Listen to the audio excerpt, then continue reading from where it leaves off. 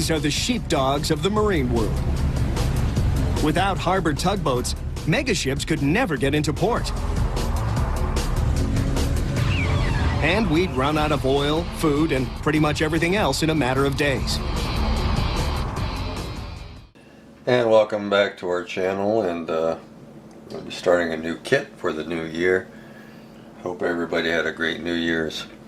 As you can see, and I think I might have mentioned this already in my last video, that we're going to be doing a dedication to my wife using this Lindberg diesel tug kit. And I just thought it was kind of appropriate because the actions of my wife when I was going through my cancer treatment was kind of like a job of a tugboat. But she was there 24/7, and yeah, just an awesome caregiver, has a heart of gold, and when I was at my worst, she was at her best. So I'm not going to show you all the pieces, parts. It's an old tooling. This kit goes all the way back to 1956. This kit was originally a pyro kit, and then it went from pyro to Heller. Heller had it for a while, and then we went from Heller to Lindberg. So it's been around, and it's a cool little kit actually. It's not bad at all. It's got some great little details in it. I'm not going to show you all the pieces, parts. You'll see it as I build it, but there's some pictures of it. And if you're into if you're into ship kits or boat kits, nautical stuff, I would advise getting this. It's not an expensive kit, and pretty cool little kit. I never built a tugboat, and I think it should be fun. And you know, since we're dedicating this to my wife, we're gonna make a decal for the back with her name on it. It'll say the Renee Ann, and I think it should be fun. I don't know if we're gonna do this color scheme, but yeah, I'm looking forward to putting this together. Now I might add lights and sound to it. Here is a sound card. This is one of the sound cards from Big Dog.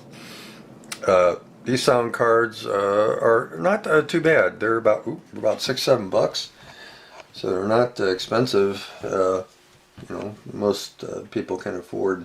If I can afford it, anybody can afford it. So this one is a 200-second sound card.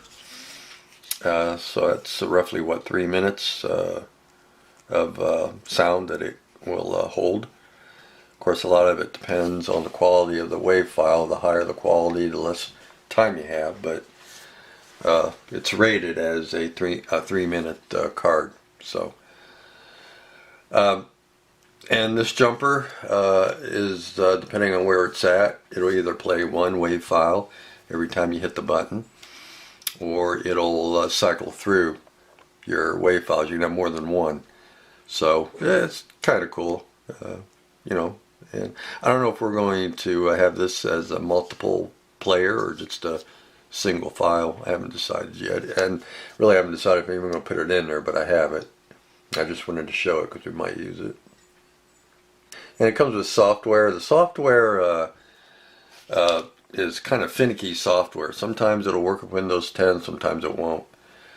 And they give you a warning when you buy this card that the software might not work. So you kind of take your chances, and unfortunately you need the software in order to copy the files over, because I haven't been able to find other software that works with this card. Seems like it's only what they have works with this card. So, but I put a sound on this, and the card worked just fine. The software, it worked fine with the version of Windows 10 that I have, and I have the most recent version of 10, so it worked okay. You have a cable that you have to come up with. It doesn't include the cable. I have one, kind of like a universal one that I think this is like the old Motorola style port. You plug this into here like this, and then the other end of this cable is your USB that you plug into your laptop. So you plug it in first, you fire up your software, you pick your WAV file, you put it into the program, and then the program got the dropsies today. the program writes the wave file. I think you can use MP3 too. It'll write the file to the card. Now it's not a one-time deal neither. You can, if you put a wave file in there, you decide you don't like it, you can erase it and put another one in. So it's not like when you transfer the file, you burn it in permanently. So you can change up the wave files with the software. So that's kind of cool.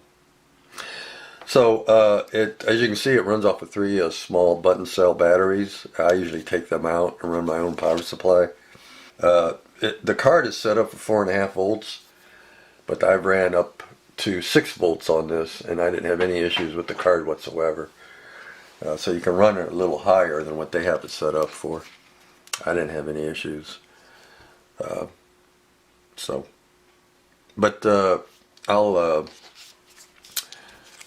put the one thing on there, and you can hear it. This had a push button to it, but I took it off because it was a bad push button. So I'll just put a new one on there. But if you short these wires out, the card will play. So we'll do that right now so you can hear it.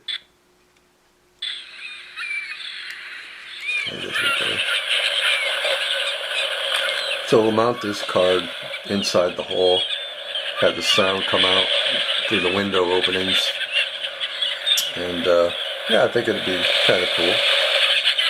And I haven't decided whether I'm going to add just one WAV file or more than one, but yeah, I think it should be pretty cool. I'll sit there and let it play.